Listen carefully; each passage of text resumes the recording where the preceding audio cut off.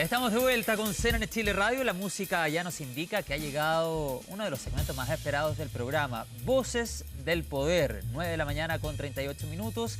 Y en esta edición de Voces del Poder nos acompaña Jorge Ramírez, investigador de Libertad y Desarrollo, y Pierina Ferretti, presidenta de la Fundación Nodo 21. ¿Cómo estás, Pierina? ¿Cómo estás, Jorge? Feliz 2026 para ambos. Feliz 2026, tan acontecido. Tan acontecido, ha comenzado muy convulso, Jorge, Pierina, ¿verdad? Sí. Así es, muchas felicidades. Todavía estamos en los días que podemos decir feliz año, creo. Creo que ayer se terminó el tiempo reglamentario, pero bueno.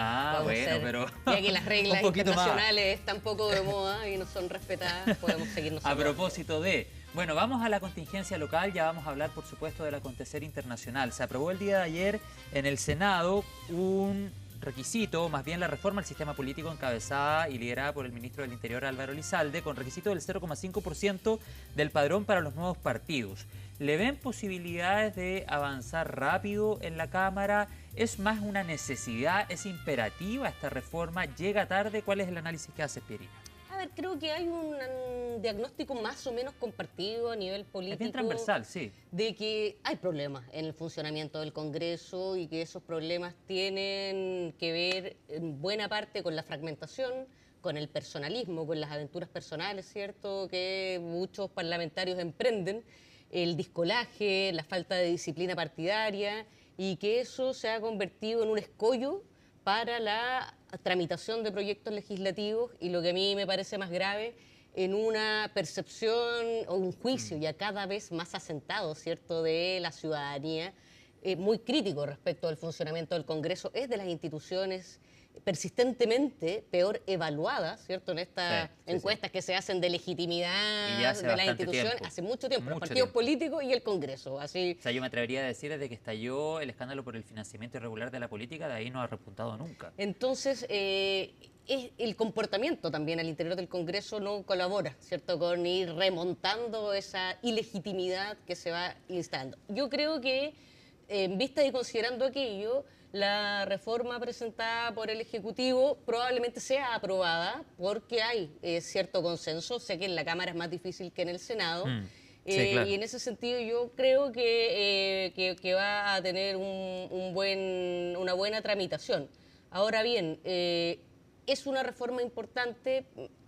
Nuestro diagnóstico es que es muy parcial, que esto necesita una reforma más sustantiva y que incluya cuestiones como la participación ciudadana, como las listas cerradas, como un castigo más severo a los díscolos que pierdan el escaño, y esas cuestiones no están incluidas, ¿cierto?, dentro de la propuesta del Ejecutivo. Jorge, ¿cómo ves tú precisamente los últimos puntos que tocaba Pierina, que probablemente pueden generar tal vez más desencuentros, sobre todo en la Cámara, pensando en que en la Cámara hay bancadas muy chicas de partidos con 1 o 2 diputados? En primer lugar, yo quiero valorar el hecho de que se haya aprobado en el Senado esta iniciativa. Es una buena noticia, es una buena noticia para el país, porque aborda un problema medular que dice relación con los patrones de gobernabilidad de nuestra nación. Una vez que se cambió el sistema electoral por el sistema proporcional, pasamos de tener un promedio de 8 partidos políticos en la Cámara de Diputados a tener más de 20. Hoy día hay 21 partidos políticos en la Cámara de Diputados, y en el nuevo Congreso que va a asumir el 11 de marzo van a haber 17, pero básicamente porque el Frente Amplio pasaron de ser 3, 4 partidos a ser un partido único. Entonces, eso supone un problema porque no hay ninguna democracia en el mundo consolidada, robusta, sobre todo que tenga un régimen presidencialista, que tenga 20 partidos políticos, porque en el fondo los costos de transacción, de poner de acuerdo a no solo 20 agrupaciones, sino que a su vez dentro de cada agrupación hay facciones, hay grupos, en el fondo se torna una labor prácticamente imposible, y eso atenta contra la capacidad efectiva de un gobierno de materializar su programa y su oferta programática que le hizo a la ciudadanía. Entonces, creo que es una buena noticia. También un poco para ilustrar a los espectadores de qué consta la reforma, porque no es solo aumentar los requisitos para constituir partido. Hay una dimensión territorial. En la ley vigente actual se plantea de que hay partidos regionales y nacionales, y por lo tanto tú puedes constituir partidos regionales si es que los constituye o los conformas en 3 regiones territorialmente contiguas. En la práctica, en Chile, desde hace muchas décadas, no tenemos un partido programáticamente regional. Ya se usa la excusa del partido regional para articular partidos políticos que son más bien pymes o pequeñas y medianas empresas políticas. Entonces, de partida se elimina el criterio regional y solo van a poder ser partidos políticos aquellos que se constituyan en 8 regiones, ¿ya? Entonces eso me parece bien porque cuando hablamos de representación política uno debiera aspirar a grandes corrientes de opinión nacionales. En segundo lugar, se elevan los requisitos para constituir partidos de 0,25 a 0,5% del padrón electoral, ¿ya? Entonces eso también es relevante. Luego están algunos criterios para la conformación y esto también creo que es positivo en el sentido de que una persona que constituye un partido político no pueda presentarse a la sucesiva elección por otro partido político, porque si uno mira el perfil de las personas que, digamos, conforman partidos políticos, son prácticamente los mismos, ¿ya? Son algunos personajes que han hecho de prácticamente o que fueron elegidos por un partido, claro, que en el camino se cambiaron. Exacto, un modelo de negocios. Claro. En el actual Parlamento hay muchos. Exacto. Y por último, creo que también es muy relevante, aborda el tema del financiamiento, que también es un incentivo muy relevante, porque en la actualidad basta, como les decía, de que se constituya un partido político regional, por ejemplo, en regiones pequeñas donde no se requieren más de 500 firmas, es decir, prácticamente con 2.000 firmas o 2.500 tú puedes conformar un partido político y acceder a financiamiento público y cobrar cada 3 meses un cheque literal al CERVEL para financiar tus actividades corrientes. Entonces, lo que propone esta iniciativa es que solo los partidos políticos que tengan representación parlamentaria puedan acceder al beneficio del financiamiento público. Entonces, para cerrar este tema de la reforma, ¿tú crees que va a avanzar rápido en la Cámara y ahí luego le pedimos la opinión de Pierina? Idealmente, creo que este periodo de interregno entre un gobierno que va de salida y otro que va de entrada genera algunas ventanas de oportunidades políticas. Y creo que hay 2 proyectos, está este y otro que es más estricto, que es el del umbral del 5%, de la pérdida del escaño ante la renuncia del partido. Creo que este es más razonable y aborda quizás no de manera cabal, porque como bien decía Pierina, hay problemas más estructurales, pero creo que es un avance y en ese registro creo que sería positivo que en la Cámara de Diputados se aprobara. No obstante, el problema de economía política es el siguiente, y con esto cierro, y es que los actores que se han beneficiado con las reglas actuales de estas reglas que promueven la fragmentación están precisamente más representados en la Cámara de Diputados que en el Senado y por lo tanto ahí puede haber un factor de oposición. Es mucho más diversa la Cámara. No, evidentemente que se ve una tramitación más pedregosa que en el Senado. Sin embargo, aquello me parece que hay una conciencia transversal de estos problemas y puede haber una presión también de opinión pública importante, digamos, para aquellos parlamentarios que estén de manera muy descarada, ¿cierto?, solo protegiendo sus pymes. Pero yo... ¿Se acuerdan que el presidente Frei Ruiz-Tagle una vez mencionó a estos partidos chicos como unas pymes y lo cuestionaron en su minuto? Bueno, porque por supuesto que la gente que tiene sus pymes políticas va a reaccionar ante cualquier tipo de crítica. Pero él hacía referencia a partidos muy chicos. Claro, digamos. pero es bastante evidente y sobre todo el discolaje. O sea, tú eres electo o electa por un partido y después te vas con el financiamiento, con todo eso tiene que ser, digamos, castigado y en este proyecto hay ciertos, digamos, castigos, pero no tan severos como la pérdida del escaño. ¿Te gustaría que eso se agregue en la discusión en la Cámara? Yo creo que hay que poner reglas bastante severas de disciplina partidaria para poder a largo plazo lograr modificar este tipo de actitudes que le hacen mucho daño a la política. Bien, además de lo que Jorge nos relataba sobre lo que contiene esta iniciativa, agregamos lo siguiente: sobre candidaturas a diputado o senador presentadas por partidos políticos, los candidatos independientes no podrán superar el 50% del total respectivo. Bueno, ¿les parece correcto? Y con esto cerramos este tema, porque de alguna u otra forma cuando uno escucha este planteamiento podría concluir, bueno, queda como el fantasma de lo que se vio en la convención también, pues.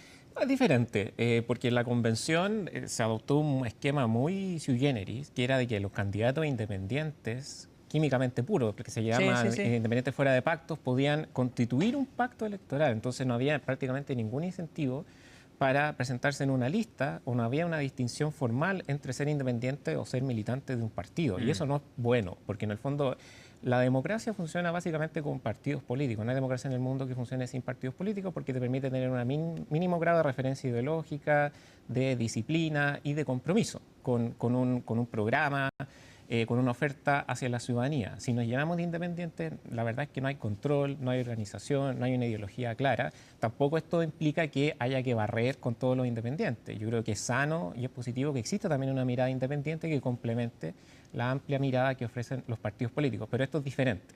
Ahora, lo que ha pasado en el último tiempo es que efectivamente se habla de los independientes dentro de un partido. O sea, tú como partido político, pacto electoral, como apoyado por, claro, digamos, puede la ser lista un de... independiente apoyado por un partido. Y cuando uno mira la estadística, el número de militantes que se presentan a cargo de representación popular bajo el paraguas de un partido ha ido disminuyendo significativamente, y los independientes que van dentro de un partido Sí, claro. van ido aumentando. Entonces eso supone un problema. Yo creo que es mejor sincerar y poner los incentivos para que efectivamente los independientes químicamente puros, por decirlo así, que son los fuera de pacto, puedan competir en igualdad de condiciones, pero también los partidos se fortalezcan, Claro. y en el fondo haya un umbral de diferencia y distinción. Pierina, tu reflexión antes de ir a la Claro, pausa. me parece que está bien ir limitando el número de independientes. También reconozco que la política tiene que estar abierta a gente que no es militante, pero que puede ser un verdadero aporte. Hay que llegar ahí a un equilibrio, sobre todo en un momento de nuestro país donde los partidos políticos no gozan de buena fama.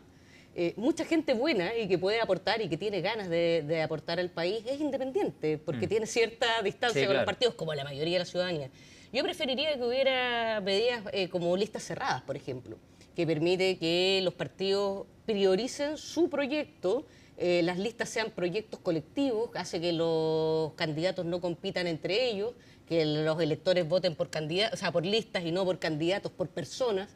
Pero bueno, eso no es parte del proyecto, pero en mi opinión tenemos una serían... En el diferencia. escenario Ahí tenemos ideal a una tu diferencia. juicio. Ahí tenemos una Bien, diferencia. vamos a ir a la pausa a esta hora en CNN Chile Radio. Estamos con Pierina Ferretti, ella es presidenta de la Fundación Nodo 21, y Jorge Ramírez, investigador de Libertad y Desarrollo. Al regreso hablamos del viaje de José Antonio Kast a Perú. En las próximas horas se reúne con el presidente José Gerí, y también del desafío de dar forma al gabinete. Todo eso a la vuelta de la pausa en CNN Chile Radio.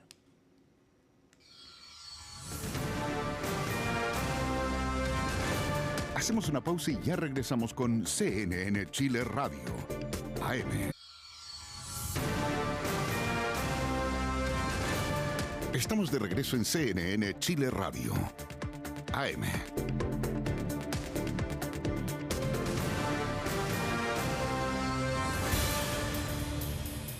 De vuelta con CNN Chile Radio, 9 de la mañana con 51 minutos. Seguimos en Voces del Poder junto a Jorge Ramírez y Pierina Ferretti en esta mañana de día miércoles. Jorge, Pierina, planteamos un tema antes de la pausa y tiene que ver con el viaje del presidente electo a Perú. Es el tercer viaje dentro de Sudamérica. Antes estuvo en Argentina y en Ecuador, ahora en Perú. Pero un viaje que cobra especial relevancia a propósito de lo que está pasando entre Venezuela y Estados Unidos. Y un viaje que cobra especial relevancia a días de que se dé a conocer el gabinete del presidente electo, que lo va a acompañar desde marzo en adelante.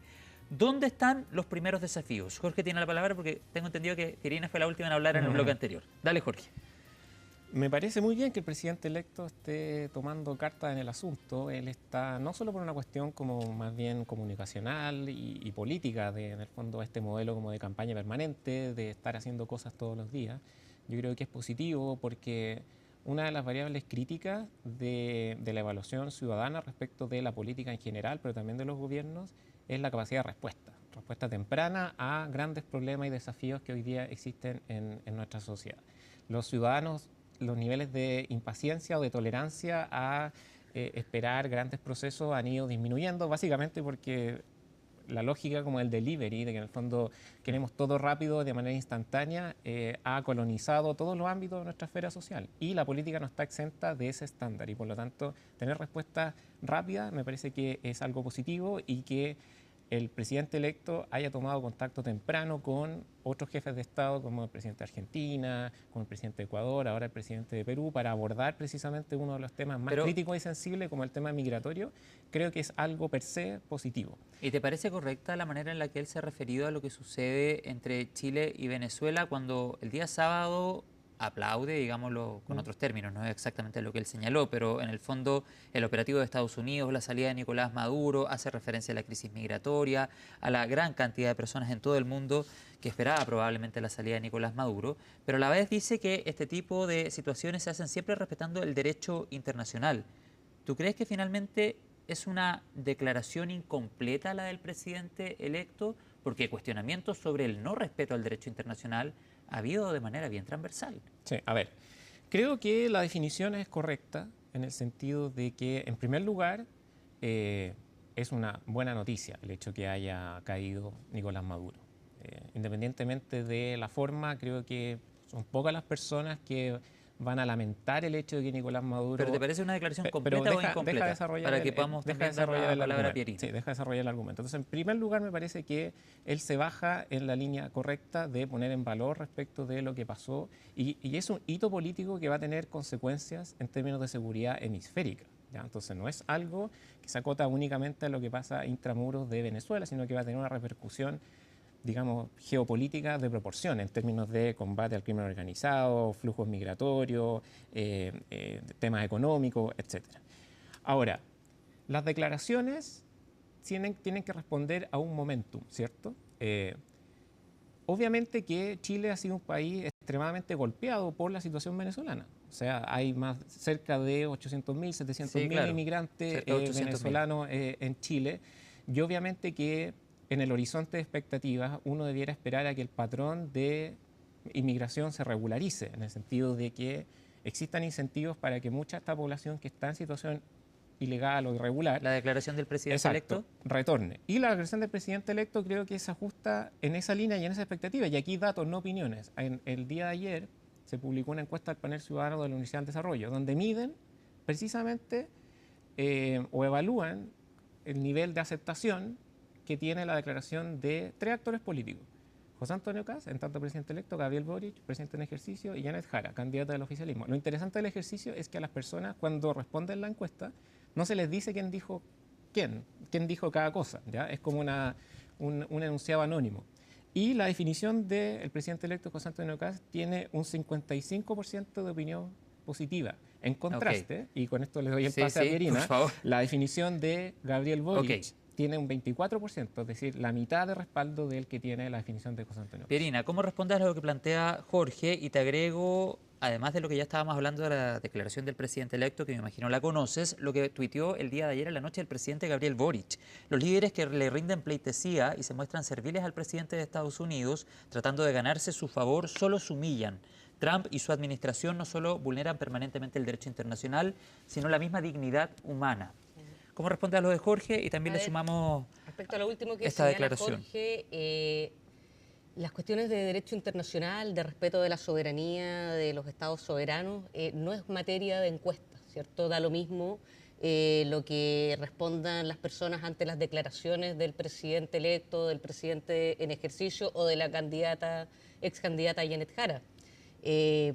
No se toman decisiones ni se pueden sopesar la oportunidad y la corrección de las declaraciones de acuerdo a lo que una encuesta señala. Lo plantea como un elemento de valoración claro, solamente. Pero acá hay cuestiones que son de derecho internacional y que transversalmente, digamos, los actores que en esta materia tienen que decir han señalado que aquí ha sido flagrantemente vulnerado el derecho internacional. Ningún Estado tiene derecho a meterse en territorio soberano, intervenir militarmente en un territorio soberano, sea cual sea la razón. Y eso me parece que es algo que cabe para Maduro como para Milei. O sea, si Estados Unidos se hubiera metido a capturar a Milei, es tan incorrecto como capturar a Maduro. No tiene que ver ni con el color político del presidente, ni con lo que haya hecho. ¿Y cuál era la respuesta para la situación venezolana? La respuesta siempre tiene que ser que el pueblo venezolano sea soberano, no que nunca una intervención. Pero si se robaron la elección. Pero imagínate, se robaron la elección. Pero imagínate que ante cada problema interno de un país, como un robo de elección u otro Estado se sienta con el derecho de venir... de cualquier problema también. No, pero hay que consignarlo. Sí, claro, pero imagínate, ¿quién evalúa violación eso? a los derechos humanos, 8 Jorge, millones, entre 6 y 8 millones de muchos diáspora. países donde se violan los derechos humanos y Estados Unidos no se mete. Eso también es un hecho de la causa que en esto no puede haber cinismo, ¿ya?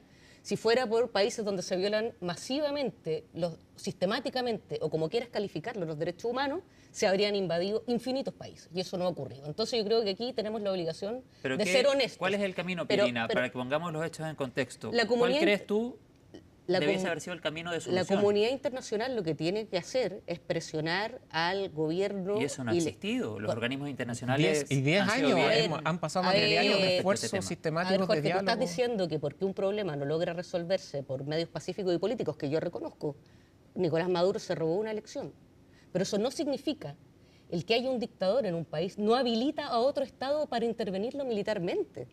Eso, porque si llega un Estado Entonces y la considera... alternativa es la aparte que- dictadura perpetua. Aparte que, La Jorge, alternativa que tú planteas Jorge, es la dictadura a ver, perpetua, seamos honestos. escudándose bajo el principio Jorge, de seamos soberanía. honestos. Si a Estados Unidos le da lo mismo la democracia, dejó al mismo régimen y quedaron con cuello. La oposición venezolana que apoya a María Corina Machado quedó con el tremendo... No sabemos, ha pasado menos de una semana. ¿no? Al gobierno norteamericano... O sea, tú vaticinas, Pierina, al y esto gobierno lo pongo en la mesa. norteamericano no mencionó nunca la palabra democracia, además lo arrestan por narcotráfico, no por dictador. La verdad que aquí no podemos Porque ser... esa es la manera de no vulnerar el podemos derecho ser- internacional. Oye, no podemos ser ilusos. Entonces yo creo que aquí, si estamos validando una intervención militar y la vulneración de la soberanía de un país, hay que decirlo así. Yo valido que se vulnere la soberanía nacional. Si nos ponemos en esa posición, en cualquier momento nos puede tocar a nosotros. Y eso es lo grave. El derecho internacional no está para hacer, digamos, juicios gobierno por gobierno, está para O sea, protegernos Pierina, de a tu los juicio- estados que tienen poder militar de ser invadidos arbitrariamente, porque hoy es Maduro, mañana podemos ser nosotros, pasado mañana Sí, puede sí. ser que al presidente de Estados Unidos le dé con que el litio y el cobre le pertenecen a Estados Unidos y nos invadan, Sí, y la sí. verdad que con las actitudes entreguistas, digamos, y que no Es que quiero valoran... poner un tema en la mesa a propósito de lo que tú señalas para que también lo complemente Jorge. La declaración de la ministra vocera Camila Vallejo del riesgo de que, además de no tener democracia, terminen sin petróleo. Jorge. A ver, me parece preocupante la mirada de Pierina. No la comparto, por cierto. Yo creo que el derecho internacional es un instrumento, es un medio orientado a un fin, no es un fin en sí mismo. Por ende, permitir que a costa del principio irrestricto de la defensa de la soberanía de un país se violen derechos humanos, haya hambruna, haya represión a las disidencias, se genera un éxodo de 6 millones de personas y seguir esperando a que organismos... claro, es fácil hablar del derecho internacional cuando tú estás en la sede de Naciones Unidas en Nueva York o en foros, digamos, muy pomposos en Ginebra de Naciones Unidas, pero resulta que en esa lógica, en esa dinámica, hemos estado más de 12 años de esfuerzos fracasados de manera sistemática de tratar de pactar una salida dialogada, y eso ha sido imposible. Y por ende, me parece que el costo de abrazar de manera irrestricta la tesis principista de el respeto a la soberanía es, ese costo ¿Te imaginas, Jorge, hubieran No, déjame castigado a terminar Pinochet? porque yo te escuché con detención, por favor. El costo de abrazar esa tesis es prácticamente asegurar el establecimiento de una dictadura perpetua, que es un poco lo que ha pasado en Cuba. Irina. A ver, me parece que hay mucho cinismo en estas posiciones. La oposición a la dictadura chilena nunca pidió una intervención de Estados Unidos para que capturaran a Pinochet, ¿cierto? Son los propios países los que tienen que decidir sobre su propio destino. Yo asumo que Nicolás Maduro se robó una elección y que la salida política ha sido bloqueada por el propio gobierno. No quito eso. Pero el derecho internacional es algo que protege sobre todo a los países pequeños de ser invadidos por razones espurias por grandes potencias. Y te voy a poner un ejemplo, ya que estamos con preocupaciones humanitarias y por la democracia y por los derechos humanos. Vimos en vivo y en directo un genocidio. Vimos niños morir en pantalla. Vimos bombas caer sobre hospitales y colegios en Gaza. ¿Alguien invadió a Israel? No. Me parece que si hubiera razones humanitarias para invadir un país militarmente en este momento, sería invadir Israel para que detenga un genocidio. Yo reconozco la impotencia ante el derecho internacional, que no fue capaz de parar un genocidio. Siento absolutamente esa impotencia de que como humanidad y como Estados no hayamos podido parar esa barbarie. Aún así, defiendo que la única manera, sobre todo para países pequeños que no tenemos ni fuerza militar, en un mundo que está en reorganización geopolítica, donde China, Estados Unidos y Rusia se están disputando áreas de influencia. Nosotros somos muy débiles en esa disputa geopolítica.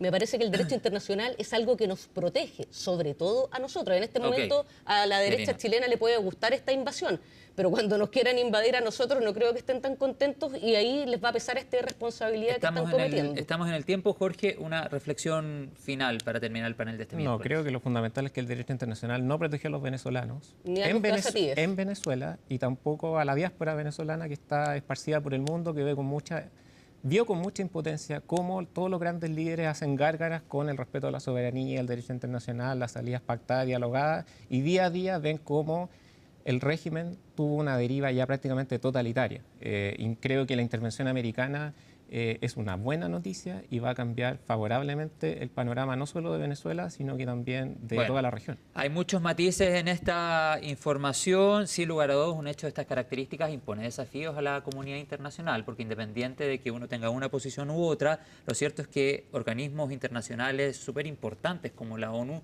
no han tenido un efecto tan considerable. Quedaremos atentos a lo que pasa y a los desafíos que impone lo que ha sucedido entre Venezuela y Estados Unidos. Pierina Ferretti, presidenta de la Fundación Nodo 21, Jorge Ramírez, investigador de Libertad y Desarrollo. Los esperamos en la próxima. Gracias por estar acá. Gracias a ustedes. Que estén muy bien. 10 de la mañana con 4 minutos. Nos vamos a la pausa. Al regreso nos vamos a Lima, Perú. Vamos a conectar con Ivo Goich y la gira del presidente electo. El próximo encuentro con José Gerí. Ahí está la imagen en directo desde la comuna de Providencia. 22,8 es la temperatura actual. Comenzamos a acercarnos a la máxima proyectada en 30 para este miércoles. Ya estamos de vuelta con CNN Chile Radio.